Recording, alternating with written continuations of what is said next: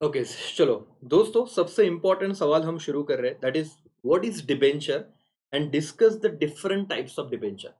अब ये सवाल कितने अटेम्प्ट में, मतलब कितने बोर्ड एग्जाम में आ गया है, अगर आपको ये देखना है तो आप यहां से भी समझ सकते हो। पे अटेंशन दोस्तों, कि ये इतने सारे एग्जाम में सेम क्वेश्चन बार बार रिपीट हुआ है कि डिबेंचर मतलब क्या और उसके टाइप्स बताइए। और ये बहुत सिंपल सा सवाल है। पिछली बार आपके एग्जाम में पिछली बार मतलब 2021 की, सॉरी 22 के एग्जाम में, 2022 के एग्जाम में सवाल शेयर्स पे था। तो इस बार डिबेंचर का सवाल आ सकता है, तो बहुत ध्यान से चीजों को देखिए, समझने की कोशिश करिए। मैं पूरा एक्सप्लेन करता हूँ। और जब आप ये लेक्चर देख रहे हो ना, तो एक बात ऐसे समझ लीजिए कि सर बाकी सारी चीजें साइड में, आपको मेरे साथ ही चीजें खत्म करनी समझ के। Now pay attention. सवाल क्या है सर? पहला सवाल है व्हाट इज डिबेंचर। पहले ये बता दो, टाइप्स तो बाद में देखेंगे करके। नाउ पे अटेंशन, क्या है सर?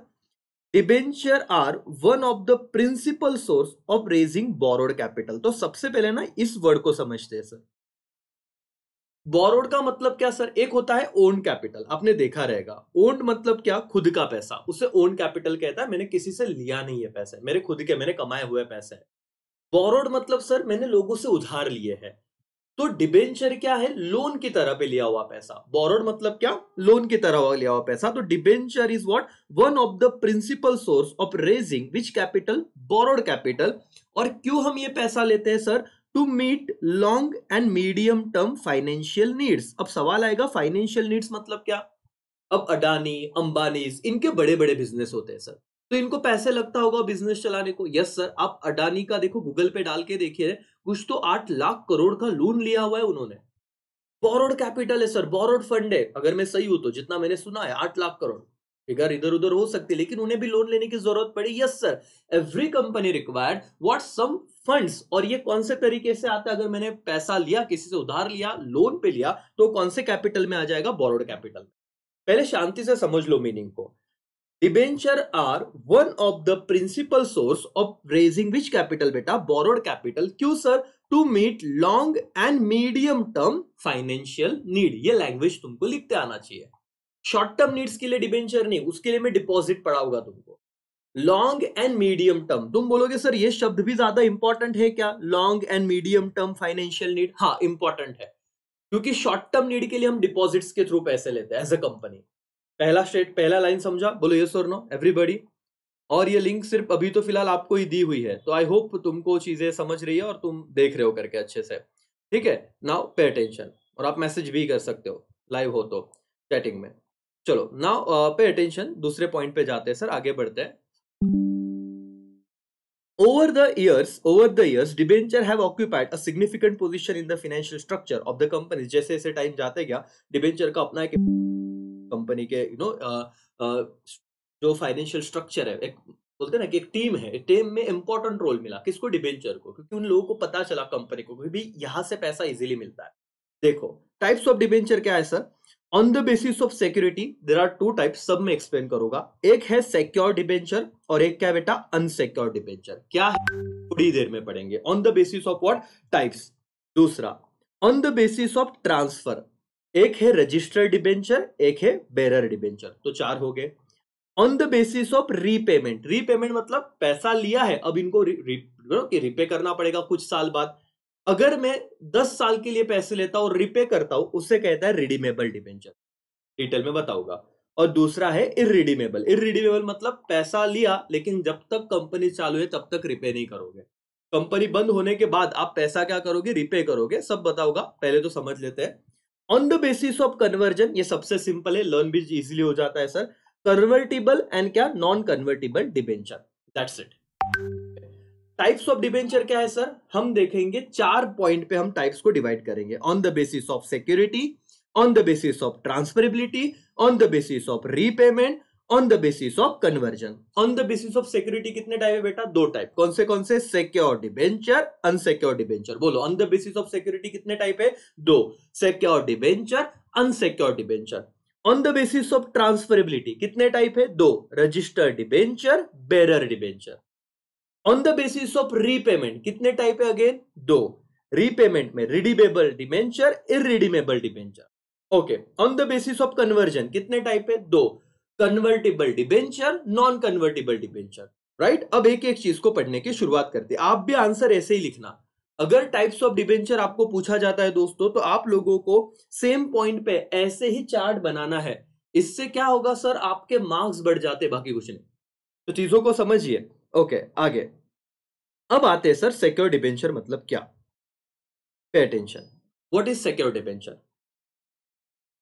और उसके टाइप्स देखेंगे। पहले तो सिक्योर डिबेंचर समझते हैं।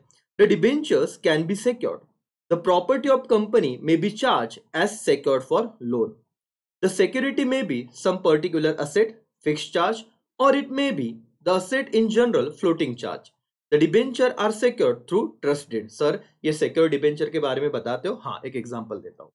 देखो दोस्तों, ये एक पर्सन है मिस्टर ए, ये टाटा लिमिटेड में डिबेंचर रख रहा है, मतलब डिबेंचर के तौर पे पैसे दे रहा है, एज अ शेयर्स नहीं खरीद रहा है, लोन करके दे रहा है, तो इसको डिबेंचर सर्टिफिकेट मिलता है। सर ये क्या बोलता है, सर टाटा मैं आपको 10 लाख रुपया दे रहा हूं, लेकिन मैं आपको पैसा तो दे रहा हूं, लेकिन बदले में ना आपका एक असेट मेरे नाम पे गिरवी रख दो। कल जाके अगर आप पैसा नहीं दे पाए तो ये असेट बेच के मैं मेरा पैसा क्या कर लूंगा, रिकवर कर लूंगा। फिक्स असेट, सपोज बिल्डिंग, उन्होंने बोला XYZ बिल्डिंग मेरे नाम पे कर दो सर, अगर पैसा नहीं दिया तो क्या पता तुम तो भाग जाओगे कल। तो इस मिस्टर ए ने कंपनी को पैसा तो दिया 10 लाख, बदले में क्या किया सर, किसी स्पेसिफिक असेट जैसे बिल्डिंग, उसको अपने नाम पे करवा लिया। मतलब करवा लिया मतलब गिरवी रखवा लिया कि अगर तुम पैसे नहीं दोगे तो ये बिल्डिंग किसकी हो जाएगी, ए की। तो ए को कोई दिक्कत कोई रिस्क नहीं है। इस डिबेंचर को क्या कहते हैं, सिक्योर डिबेंचर। देखो वापस पढ़ता हूं। The debenture can be secured, the property of company may be charge, charge मतलब क्या, गिरवी रखी जाएगी, as a security for loan, क्योंकि इसने 10 लाख रुपया लिया हुआ है मिस्टर एस से, तो कंपनी अपना कोई असेट उसके पास एज अ चार्ज मतलब गिरवी रख सकता है। द सिक्योरिटी में बी सम पर्टिकुलर असेट, जैसे ये बोलेगा भाई ये बिल्डिंग सिर्फ मेरे नाम पे करवा दो, या फिर may be asset in general, वो बोलेगा पर्टिकुलर नहीं, लेकिन सारे असेट में से कोई भी, कुछ भी तेरी कंपनी डूबी तो 10 लाख की चीजें मेरे को मिलनी चाहिए। इसे कहते हैं फ्लोटिंग चार्ज। अंडरलाइन करें दो। फिक्स चार्ज मतलब क्या, अगर मैंने बोला बिल्डिंग मेरे को दो, that is fix charge. Floating charge मतलब क्या, कोई भी असेट कुछ भी हो, लेकिन जनरल असेट पे मेरा दावा है 10 लाख मुझे मिलने चाहिए, कुछ भी बेचो, इसे कहते हैं फ्लोटिंग चार्ज। यहां तक विषय खत्म है। आगे unsecured debenture. What is unsecured debenture, समझो। There are debenture that have no security, जिसके अगेंस्ट कोई मैंने सिक्योरिटी नहीं रखी, सिर्फ कंपनी को क्या दे दिया, पैसा दे दिया। The issue of unsecured debenture is now prohibited by the companies act 2013। तो अंडरलाइन करना बेटा, प्रोहिबिटेड मतलब क्या है, the issue of unsecured debenture is now prohibited, मतलब आज इस जमाने में आप कौन सा डिबेंचर इश्यू नहीं कर सकते, अनसिक्योर्ड डिबेंचर। कंपनी अगर किसी से लोन लेगी तो कंपलसरी कुछ ना कुछ तो उसको गिरवी रखना, गिरवी मतलब उसके नाम पे रजिस्टर करना ही पड़ेगा। तो आपको ट्रू और फॉल्स में सवाल पूछा जाएगा, क्या कंपनी अनसिक्योर्ड डिबेंचर को इश्यू कर सकती है क्या, तो आंसर इज नो, प्रोहिबिटेड है। आप कंपनी कभी भी अनसिक्योर्ड डिबेंचर को क्या नहीं कर सकती सर, इश्यू नहीं कर सकती। ठीक है, तो दो टाइप हो गए सर, पढ़ लो आराम से। एक कौन सा है, सिक्योर डिबेंचर, दूसरा कौन सा है, अनसिक्योर्ड डिबेंचर। राइट बेटा, सिक्योर्ड और क्या, अनसिक्योर्ड। सिक्योर्ड मतलब क्या, अगर कंपनी ने किसी से लोन लिया और बदले में अपनी असेट गिरवी रखी, चार्ज की, तो उसे कहेंगे सिक्योर्ड। अनसिक्योर्ड क्या, as per relevant provision company can not issue, कौन सा sir, unsecured debenture company issue नहीं कर सकती करके। ठीक है, चलो आगे जाते हैं। रजिस्टर्ड और बेरर डिबेंचर समझते हैं। What is registered debenture? Registered debenture are those debenture on which the name of holder is recorded, कि जिस डिबेंचर पे जो जिसके पास जिसने पैसा दिया है उसका नाम अगर उस पे लिखा हुआ है, नेम ऑफ होल्डर, तो उसे रजिस्टर्ड डिबेंचर कहा जाएगा। A company maintain register of debenture holder, underline करना बेटा है, क्या मेंटेन करती है, एक रजिस्टर मेंटेन करती है जिसे कहा जाता है register of debenture holder, in which the name, address and particulars of holding debenture holder are entered. The, the transfer of registered debenture require execution of regular transfer deed. अब इतना लिखने की जरूरत नहीं, तुमको क्या लिखना है, what is registered debenture, पहला पॉइंट ही लिखो सर, क्या, registered debenture are those debenture on which the name of holder is recorded, इतना लिखा तो भी चलेगा। Registered debentures are those debenture on which क्या, the name of holder is recorded, it is known as what, registered debenture. Okay, bearer debenture. Okay, the name of debenture, the name of holder are not recorded on the bearer debenture. Their names do not appear on the what? Register of debenture holder. Such a debenture are transferred by mere delivery. मतलब उसके लिए कोई formality नहीं करनी पड़ती, किसी दूसरे को दिया वो इजीली ट्रांसफर हो जाता है.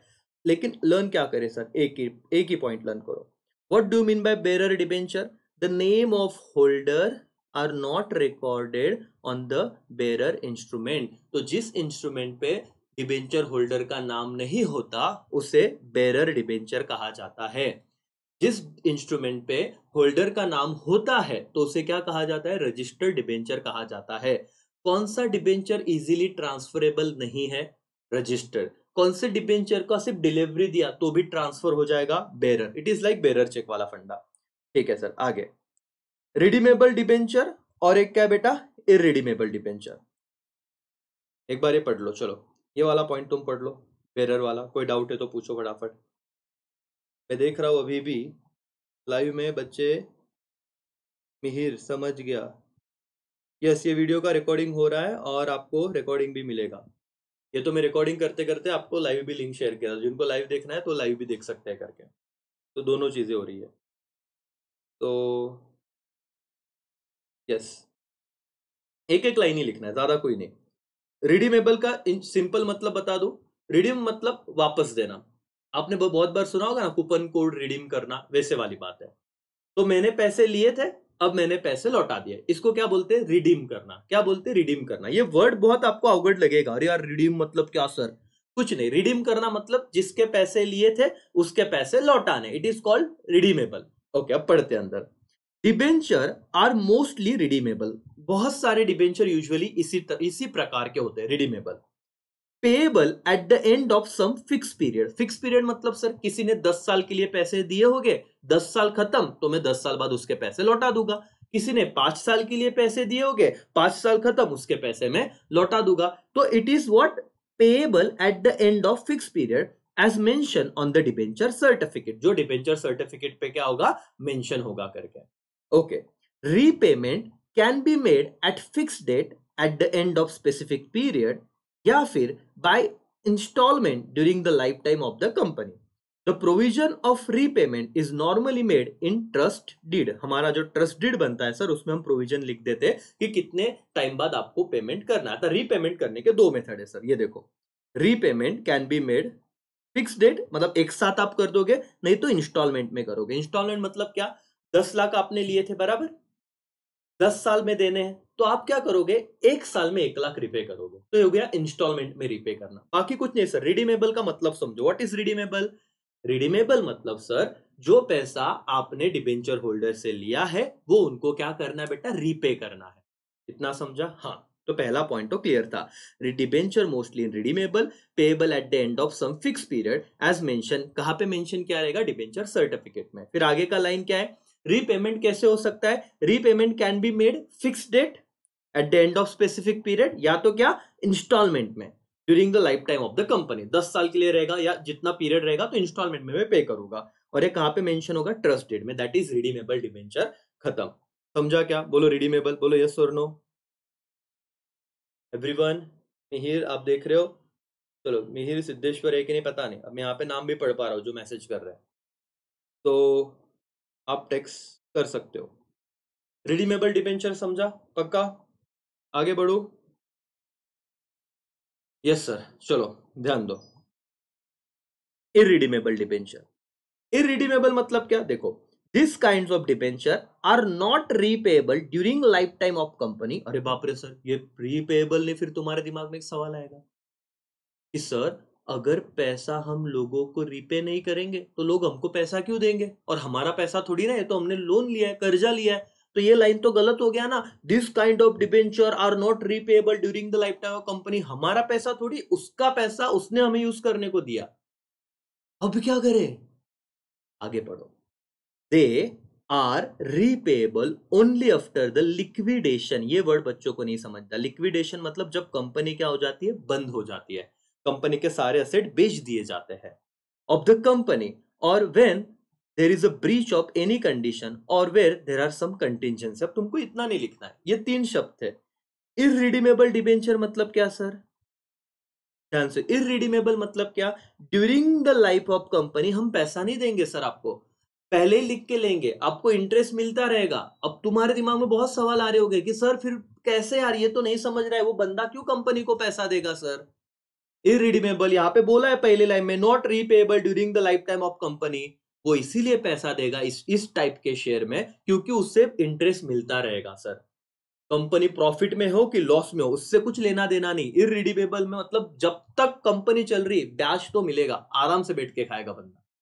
हाँ, कब पैसे मिलेंगे? Repayable only after the liquidation of company. अगर कंपनी बंद हो जाती है तो इनके पहले पैसे दिए जाए, पहले उनके पैसे वापस दे दिए जाएंगे। या तो कोई ब्रीच, ब्रीच मतलब क्या? कोई कंडीशन को ब्रेक करना, वहां पे लिख लो ब्रीच मतलब क्या? किसी कंडीशन को ब्रेक करना, ब्रीच ऑफ एनी कंडीशन। और व्हेन सम कंटिंजेंसी, कंटिंजेंसी मतलब ऐसा कोई इवेंट हो गया कि अब आगे कुछ चल ही नहीं सकता, तो उस केस में पैसा क्या हो जाएगा? रीपे हो जाएगा। That is irredeemable. तो बेटा रीपेमेंट में दो टाइप देखे हमने, एक रिडीमेबल डिबेंचर, एक इररिडीमेबल डिबेंचर। रिडीमेबल में क्या पढ़ा? Payable at the end of some fix period. ये फिक्स पीरियड कहां पे मेंशन रहेगा सर? सर्टिफिकेट में मेंशन रहेगा, बराबर। मैं रीपेमेंट एक टाइम भी कर सकता हूं, नहीं तो इंस्टॉलमेंट में कर सकता हूं, इतना याद रखना। इररिडीमेबल मतलब क्या? This kinds of debenture are not payable during the life time of company. Company जब तक चालू है तब तक हम रीपे नहीं करेंगे। कब रीपे करेंगे? जब कंपनी क्या हो गई? एक तो लिक्विडेट हो गई, मतलब बंद हो गई, नहीं तो किसी कंडीशन को ब्रीच किया, ब्रीच मतलब ब्रेक किया, नहीं तो कोई कंटिंजेंसी आ गई। बोलो ये टाइप समझे क्या बेटा? रिडीमेबल और इररिडीमेबल, इसी में डाउट आता है बच्चों को। ओके बोलो यस और नो, समझा कि नहीं समझा? Yes Mihir Siddheshwar, yes sir, done. दो बच्चे तो मैसेज कर रहे हैं। अब देखो यहां पे on the basis of security हमने देखा, सिक्योर्ड और अनसिक्योर्ड। क्या अनसिक्योर्ड डिबेंचर हम इश्यू कर सकते हैं क्या? बोलो यस और नो। अनसिक्योर्ड डिबेंचर हम इश्यू कर सकते हैं क्या? आंसर दो मुझे। As per provision of companies act, क्या कंपनी अनसिक्योर्ड डिबेंचर इश्यू कर सकती है क्या? तो answer is no, company unsecured debenture issue नहीं कर सकती। डन। ओके सर, रजिस्टर मतलब क्या? जिसका डिबेंचर सर्टिफिकेट पे नाम है उसे रजिस्टर डिबेंचर कहेंगे। होल्डर का नाम होता है, इनका रजिस्टर मेंटेन होता है। बेरर मतलब क्या? जो सर्टिफिकेट पे किसी का नाम नहीं है, वो इजीली ट्रांसफरेबल है। आपने जस्ट आपका डिबेंचर किसी को डिलीवर किया, वो ट्रांसफर उसका हो गया करके, जैसे बेरर चेक जैसा होता है। खत्म sir. Then on the basis of repayment, redeemable समझा? Yes sir. Fix at the end of fix period, हमें पैसा क्या करना पड़ता है? लौटाना पड़ता है। बोलो यस और नो। यस। इररिडीमेबल मतलब क्या? जब तक कंपनी चल रही है तब तक पैसा रिपे होगा नहीं। डन। अब दे जाते कन्वर्टिबल और non convertible debenture. Convertible and non convertible. Convertible debenture, ध्यान दो क्या है sir. Convertible debenture gives right to holder to convert them into equity share after specific period of time। तो ये अंडरलाइन कर लो सर। इतना ही लिखना था कि जो डिबेंचर इक्विटी शेयर में कन्वर्ट होते हैं उन्हें कन्वर्टिबल डिबेंचर कहा जाता है। एकदम शांति से बताता हूं सर। टाइप क्या है? कन्वर्टिबल। लिखा कैसे है? Convertible debenture gives right to holder, holder मतलब क्या? ये नाम लिखना पड़ेगा, जिसके पास वो डिबेंचर होते हैं उसे होल्डर कहते हैं। Convertible debenture gives right to holder to convert them into equity share after specific period of time. Such a right is mention in the debenture certificate. तो ये तो हमेशा सिंपल है सर। अभी राइट कहां पे दिया रहेगा? डिबेंचर सर्टिफिकेट में ही होगा। The issue of convertible debenture must be approved by which resolution? मालिक अंडरलाइन कर लेना, स्पेशल रेजोल्यूशन, या लिख लो special resolution. In general meeting before they are issued to public. अब इतना सारा याद रखे क्या सर? नहीं, मैं तुमको बताऊंगा ना बेटा। पहला लाइन क्या रखना है? दिस डिबेंचर, किसमें कन्वर्टिबल डिबेंचर मतलब क्या? जो डिबेंचर किसमें कन्वर्ट हो सकते हैं सर? इक्विटी शेयर्स में, उसे कन्वर्टिबल डिबेंचर। अच्छा ये कहां पे लिखा होगा? ये डिबेंचर सर्टिफिकेट में लिखा होगा। ओके। कौन सा रिजोल्यूशन पास करना है? SR मतलब क्या सर? स्पेशल रिजोल्यूशन पास करना है। ठीक है, आगे क्या था? This debenture are advantages to holder because this conversion right convertible debenture holder is entitled to equity share at the rate of lower than market value. इतना कुछ मत लिखो, मैं तुमको कंसेप्ट समझा देता हूं, इतना लर्न करने की जरूरत नहीं है। क्या होता है, सपोज शेयर मार्केट में मिल रहा है 100 रुपए में, कोई इक्विटी शेयर मार्केट में कितने में मिल रहा है, 100 रुपए में, और मेरे पास क्या थे, कन्वर्टिबल डिबेंचर। तो मुझे तो पहले यस और नो में आंसर देना सर, जितने बच्चे देख रहे हैं। क्या मैं मेरे शेयर, सॉरी मेरे डिबेंचर इक्विटी शेयर में कन्वर्ट करवा सकता हूं क्या, अगर वो कन्वर्टिबल डिबेंचर है? बोलो यस और नो, हाँ या ना। क्या मैं मेरे डिबेंचर इक्विटी शेयर में कन्वर्ट करवा सकता हूं क्या, अगर वो कन्वर्टिबल डिबेंचर है तो? बोलो। Answer is yes sir. Mir का आंसर आया यस, सिद्धेश्वर बोल रहा है यस, यस सर, बराबर। तो क्या फायदा, इन्होंने ये जो लाइन दिया है ना सर, क्या फायदा है करके, फायदा ये है सर कि मार्केट में जो इक्विटी शेयर 100 रुपए को मिल रहा है ना, तो मैं जब डिबेंचर कन्वर्ट करूंगा तो मुझे सिर्फ 70 रुपए में, मतलब कहना क्या चाहता हूं, मार्केट वैल्यू से कम प्राइस में मुझे मिल जाएगा। ये देखो, ये लाइन था, because of this conversion right convertible debenture holder entitled, मतलब उनको अधिकार मिलता है to equity share at the rate lower than market value. तो ये फायदा है कन्वर्टिबल डिबेंचर का, जब आप कन्वर्ट करोगे तो मार्केट में जो शेयर का प्राइस चल रहा है उससे कम प्राइस में आपको इक्विटी शेयर मिल जाएगा, उसमें कन्वर्ट हो जाए। समझा बेटा? बोलो यस और नो। इतना लिखना नहीं था, लेकिन भावनाएं समझी क्या? Yes sir. चलो लास्ट जाते हैं, non convertible debenture. Non-convertible debenture are not convertible into equity share on the maturity। बस खत्म सर, इतना लाइन भी लिखा तो भी नॉन कन्वर्टेबल खत्म हो जाता है। What is non convertible debenture sir? Non convertible debenture are not convertible into equity share on maturity. This debenture are redeem on the maturity date. Redeem मतलब क्या? पैसे रिपे हो जाते। रिडीम का मतलब समझ गया ना, इनको हम कन्वर्ट नहीं कराते सर, मैच्योरिटी हो गया तो पैसे दे देते हैं। This debenture suffer from the disadvantage that there is no appreciation in the value। appreciation नहीं, आपने कंपनी को 10 लाख दिए थे, आपको वापस 10 लाख कर, 1 लाख मतलब 10 लाख दिए थे, आपको वापस 10 लाख कर देंगे, विषय खत्म। कोई एप्रिसिएशन वैल्यू नहीं है, तो खत्म। ये एप्रिसिएशन नहीं तो के मत लिखना। नॉन कन्वर्टेबल डिबेंचर मतलब इतना लिखना, non convertible debenture are not convertible into equity share on the maturity. उनका पैसा हम रिडीम कर देंगे, देयर इज नो एप्रिसिएशन, इतना लिखा तो भी चलेगा। पॉइंट इज खत्म। यस और नो? तो यस सर, ये था टाइप्स ऑफ डिबेंचर। कितने टाइप्स हो गए सर, एक बार ऊपर आते हैं, ऐसे ही लिखना। There are how many types? 8 types, लेकिन उसको कितने पार्ट में हमने कन्वर्ट किया? 4। On the basis of security, on the basis of transfer, on the basis of repayment, on the basis of conversion. On the basis of security क्या है? 2, secured और unsecured. On the basis of transfer क्या है? Registered और bearer. On the basis of repayment easy है, redeemable, irredeemable. और on the basis of क्या? Conversion, convertible और नॉन कन्वर्टिबल। चलो, तो sir on the basis of security, on the basis of transferability, on the basis of repayment, on the basis of conversion, STRC. क्या बोलो? STRC. On the basis of security क्या है? 2, secured और unsecured. क्या unsecured debenture में issue कर सकता हूं क्या? Answer is no. T for क्या था? On the basis of transfer. Transfer में एक रहेगा रजिस्टर, एक रहेगा bearer. On the basis of R से क्या था सर? रीपेमेंट, रिडीमेबल और इरिडीमेबल। और on the basis of C क्या? Conversion, conversion, convertible, non convertible. तो ये वाला लेक्चर अपने ऐप में रिकॉर्डिंग इसका बाकी था, इसलिए मैंने अभी रिकॉर्ड भी किया, आपके साथ लाइव भी लिया। आप दोनों चीजें आपने देख ली होगी और आपको ये कंसेप्ट टाइप्स ऑफ डिबेंचर आपका खत्म हो गया रहेगा। तो दोस्तों यहीं पे रुकते हैं। चलो, thank you so much and bye bye. बाकी नेक्स्ट लेक्चर में मिलेंगे बाद में। थैंक्स।